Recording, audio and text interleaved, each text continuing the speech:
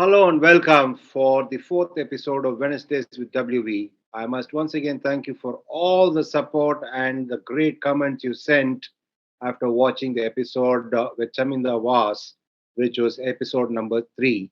Keep joining us on every Wednesday. You can always get to see these episodes on all the handles of Indo on the Sports Star, and you can comment, you can like, you can subscribe, you can do a whole lot of things, and also derive the pleasure of watching all these great stars talking about their lives and learn a lot of lessons from them in your lives as well. But on this episode, it is going to be solo, which means that I'll be talking about various aspects of cricket that's been happening around the world at this point in time.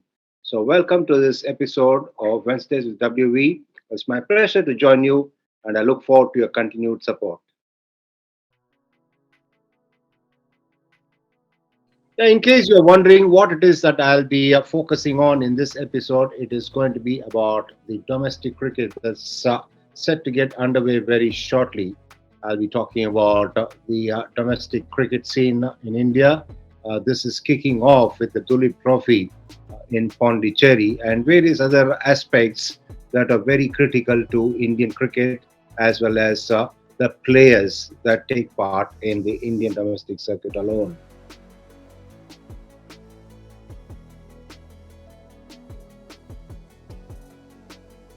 I've had freewheeling conversations with Chaminda Vaas and Jhulan Goswami. I'm also freewheeling around the country for the time being. I'm in Pondicherry and I'm with the Bengal squad of players who are likely to play for them in the upcoming season. As you're all aware, I've taken up an assignment with them to be their batting consultant, and it's been great working with a new set of boys. Let's not forget the fact that I've had a couple of stints earlier with Bengal, of course, set apart 10 years each time around. So this time around, I'll be working with a new set of boys, even though I know a couple of them. Apart from that, everybody else is new to me. It's been exciting to interact with them. And since they don't get much of action outdoors, they've traveled all the way to Pondicherry, and I'm along with them working on their skill development and also their tactical acumen as well because they are involved in a lot of practice matches in Pondicherry.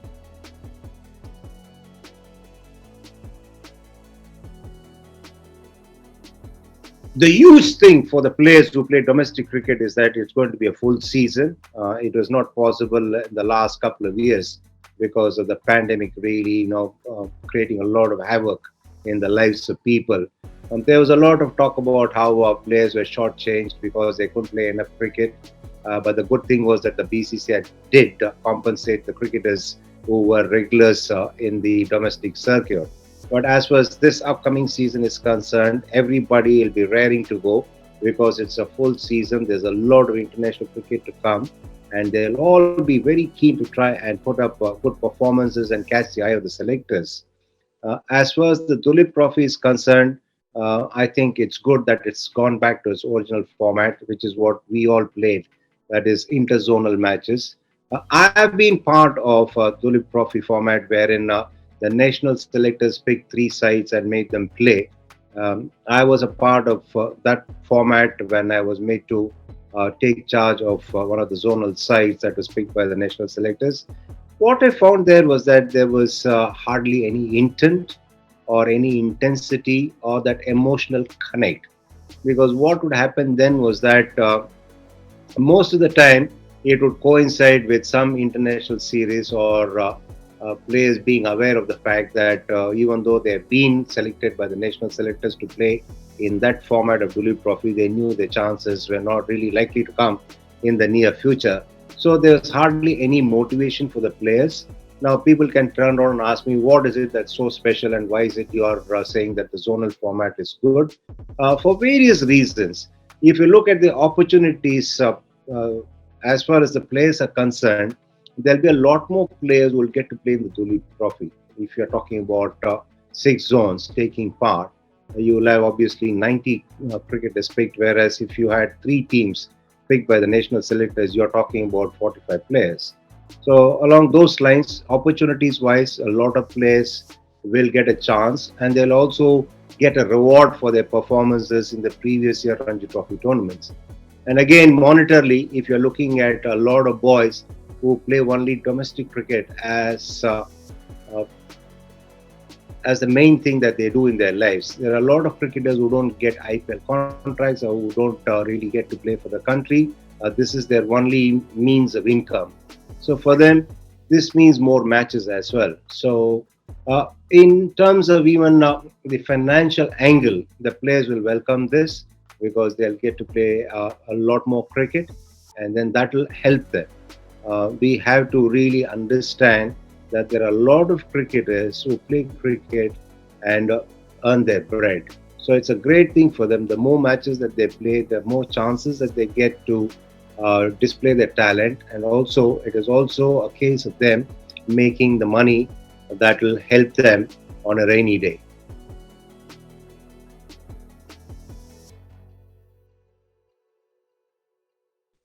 See, the thing about the format as it is in the upcoming season is that the players are very familiar with each other. Neighboring state players always have that special kind of bond, then having been thrown together by national selectors. It's a difficult format in one way, the three-team format, which used to happen on a league basis, but the zonal teams is going to cater to a lot more camaraderie, and it's also easy for the players to egg each other on. Whereas if you're in a team where you're not very familiar with the other members of the side, it becomes difficult for you to have that connect straight away. Whereas as far as the zonal side is concerned, all these guys perhaps would have grown up together, playing from their junior days. Let's not forget, in the junior days, they come across each other for a longer period of time, playing inter-academy matches, or maybe traveling to the neighboring state and playing practice matches, or having a cricketing tour kind of thing. So that means that players are more prone to really have a better understanding about their colleagues in the team. So that way, it's easy for boys to just connect and try and fight together as a team, and they'll also have that connect. The other thing is that it's a knockout format, which means that these guys have to be at their best. And in order to progress further in the tournament, they need to play to win, and they also need to ensure that all of them collectively are at their best.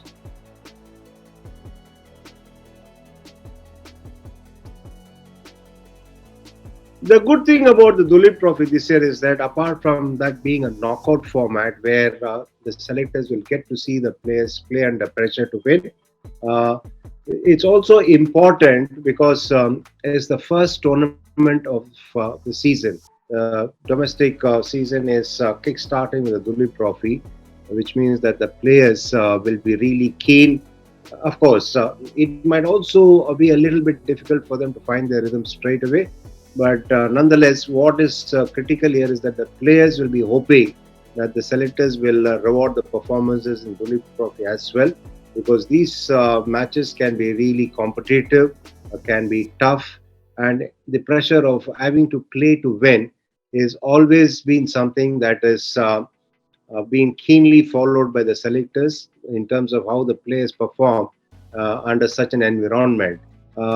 As a player, I would always be hopeful that the selectors will take cognizance of my performances in any match that I play, whether it's a Ranji Trophy knockout format, or whether it's a Duleep Trophy game, or whether it's a Irani Trophy. That kind of hope is always there as far as the player is concerned. Even the selectors, they will get to see these players play first up and play in a situation where they have to really undergo a bit of pressure, and that will give them a lot of pointers about individual players. For example, you have a lot of talent coming up on show in the Duleep Trophy. Yes, Dul will be playing, Rian Parag will be playing, Abhishek Porel will be playing. There are a lot of promising cricketers. So along those lines, it's going to be really a treat as far as the selectors is concerned. As it is, the Indian team management has got a problem of plenty. They've got a lot of headaches when it comes to picking the final playing 11 in every format. That's the kind of riches Indian cricket has at the moment. And what these kind of tournaments will do is also provide the selectors the platform to pick the bench strength as well, and also focus on a few cricketers so that they can be eased into the national side as and when required.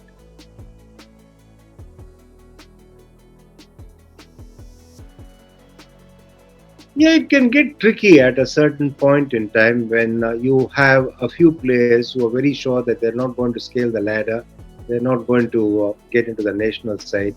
Yet they're also looking at hanging on to the first class setup for the simple reason there's some money to be made.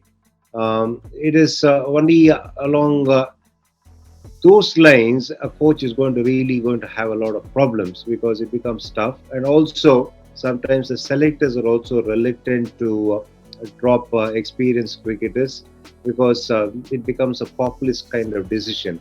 As for the selectors are concerned, they won't want to ruffle the feathers unnecessarily. They'll let things be and then see how things pan out.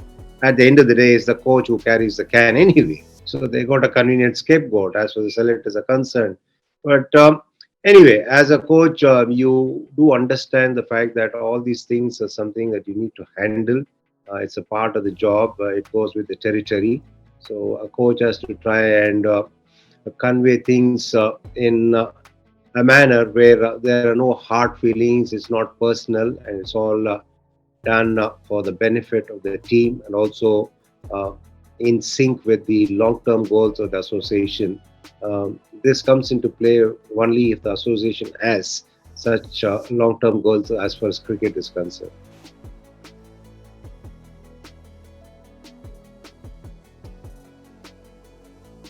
There are two ways of looking at it. If you say yes, it's something that has to be done, what it does is it provides security.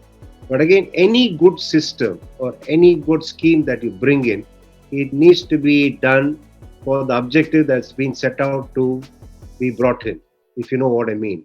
The purpose has to be solved. It's always easy for somebody to sort of fiddle with it, with a new scheme, and do things that are not intended in the first place.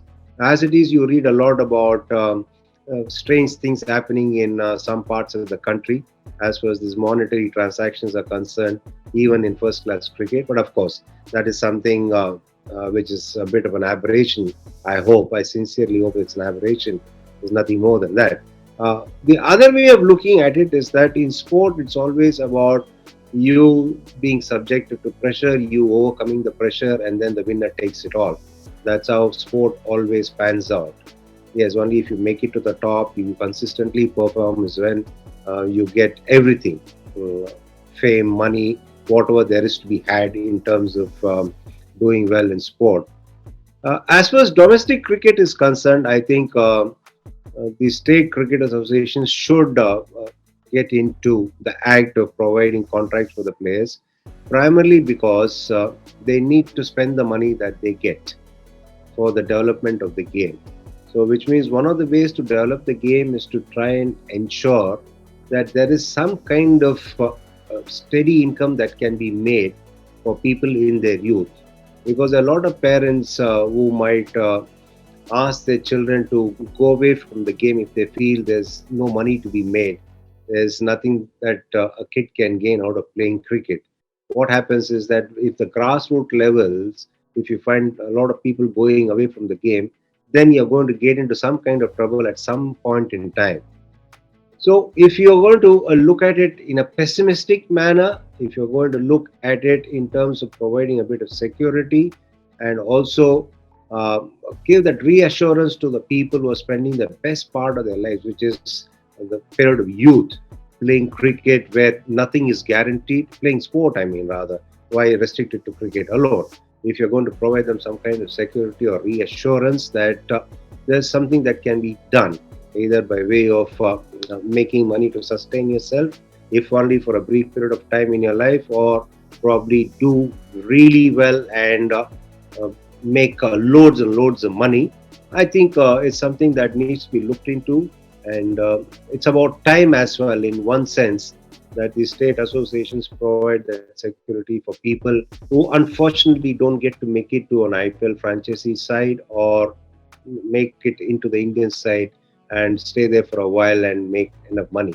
I think for those guys, which is probably the majority, let's face it, at the end of the day, it's only 15 at a time which will be picked to represent the country.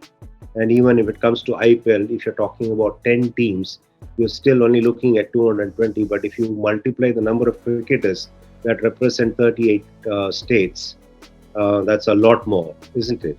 You're only looking at probably one third of the cricketers, which means two-thirds of the cricketers, at least in the domestic cricket circuit, they need to have that reassurance. They need to have that little bit of security, for all you can use that word, so that they go about playing first-class cricket with less pressure, and maybe because of them not being subject to that kind of financial pressure, they might end up doing well, and a lot more guys might end up playing for the country as we go along. Who knows? So it's worthwhile, and I think it's about time as well.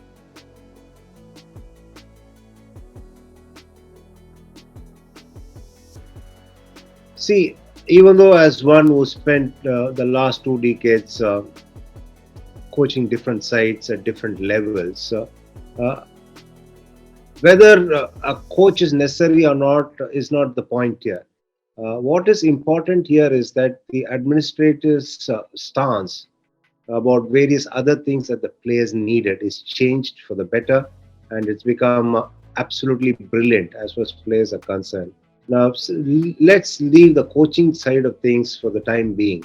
I'm talking about the physiotherapists that accompany the team, the trainers that accompany the team, and the various other aspects of support that the players require. Like, for example, if they get injured, the contracted players of the BCCI, they get sent abroad for their treatment and even for their surgeries if required. There's a lot of things that is changed. And then if you're talking about the travel part of it, starting from the under 16 levels, these kids onwards, they start flying when they go and play matches. Obviously, India is a large country, and if you're going to be traveling either by road or by train, you're going to spend a lot of time traveling. And in particular sectors, you hardly, get the kind of comfort that you need when you're traveling to play competitive games. So, in terms of travel, in terms of accommodation, in terms of the players being looked after right from the 15th year of their lives, that has really become fantastic. And I don't think the kind of structure in terms of cricket, the kind of expenditure that is made in the various aspects of looking after cricketers in India is done anywhere else in the world.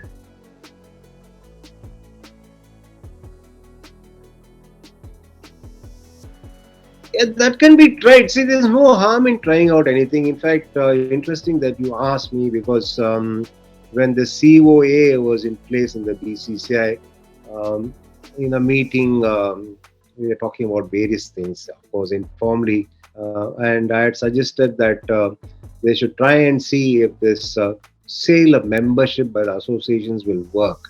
Uh, Essentially, that suggestion was to try and give the hardcore fan the opportunity, the assurance that he or she will be assured of a ticket for an international game if it happens in that venue during that year. The suggestion was that even if you charge a nominal amount only for half the capacity that the stadium can hold, you will probably get about 25, 30,000 members, and the hardcore fans will be assured of a ticket. And what were the differences that when you price tickets for international games, what you charge? But the extension of that plan or the suggestion was that if you charge somebody for membership, not only does the association make the money, what you also try and do is to try and engage them or woo them into coming and watching first class cricket. The thing was that it was worth the try, and it still happens in the English county. It's not that we are trying to. I'm trying to tell them to blindly follow what's happening elsewhere in the world. In a country where people like to come and watch good cricket, If you're going to really assure them of a ticket in an international game, and you tell them, okay, with this you come over, we'll try and provide you some snacks and probably make it attractive enough for you to come and have a decent time. I'm not saying great time to come and watch a first class game. It's worth a try. If it doesn't work out, you can always shelve it. So there is something that can be done, but as to when and at what scale and um, how it is going to be done is something that needs to be really planned, and we'll see if at all that happens.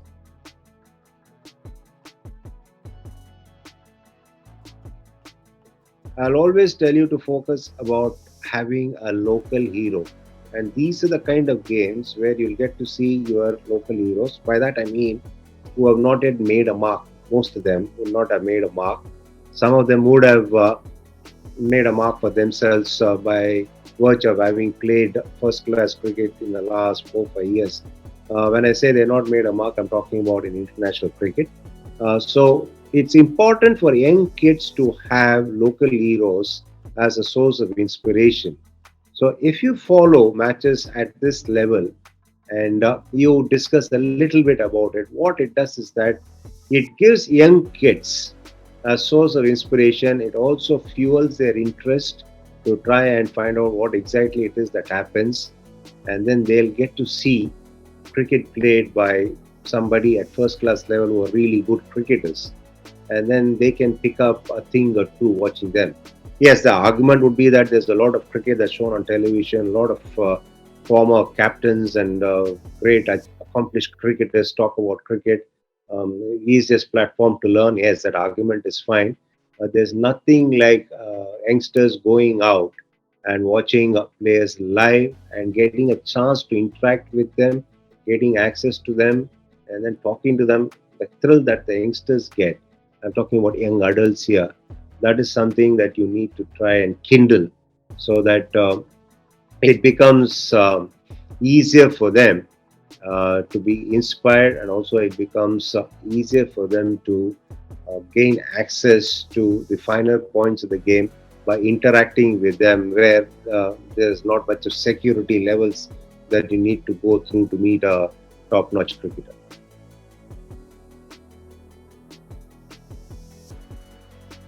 Everything has its challenges, and the important thing is that you will have to deal some kind of pressure in every avatar of yours. As of course, in terms of pressure, as a player, you do have a lot of players helping you around. You'll have your senior cricketers passing on the odd tip or so if they felt that that would benefit you. Yes, that part of it was taken care of. The element of pressure would be there at whatever level that you play. And in terms of a broadcaster, that is where perhaps the pressure is less, personally. But there's always every chance that you can make a huge slip that you will regret for the rest of your life. So that is one kind of pressure that you will undergo when you are in the broadcasting business. And as a coach, you will have to absorb all the pressure, and you also have to ensure that you put the players in the best zone possibly as far as mentally their preparation is concerned. So that is the part of it as a coach. But the satisfaction part of it is the maximum when you happen to be the coach of a side or perhaps of a group of youngsters, and you see them make rapid strides in terms of skill development, and also in terms of them scaling their ladders in their career. That's it, folks. Who says that nobody bothers about domestic cricket? We do, and that's the reason I spoke a lot about it. You can catch all the episodes of Wednesdays with WV on all the handles of the Hindu and the Sports Star and their YouTube channel. Keep supporting us, continue to watch and provide us with the feedback as you've done so far. We look forward to your company regularly, and until I meet you next time, it's bye from me. Take care and stay safe.